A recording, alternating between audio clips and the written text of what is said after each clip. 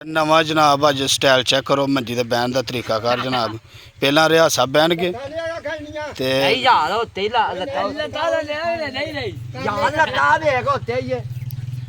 पैर पाया है सेरुंडा नहीं हुन हाथ छड़ के हाथ छड़ के पड़ा है तो ये मंजी ते नहीं बैना पना नहीं मैं बैन नहीं करो 500 रुपए फंक्शन करन दा 500 रुपए यार अब देखो जनाब मंजी दे बैन 500 रुपया कड्डो भी ना यार तू कढने यार बटवे च नहीं यार कटना ओए यार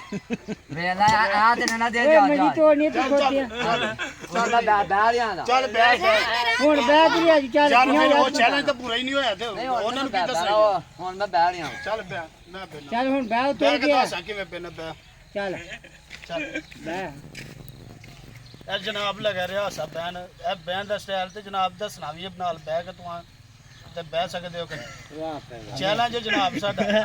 पीछे से जाके आ रहा वो ਚਲੋ ਵੇ ਤਾੜੀਆਂ ਵਜਾਓ ਵੇ ਤਾੜੀਆਂ ਵਜਾਓ ਤਾੜੀਆਂ ਹਾਂ ਭਾਈ ਬੱਲੇ ਭਾਈ ਬੱਲੇ ਬਹੁਤ ਫੇਰ ਇੱਕ ਵਾਰੀ ਬੈ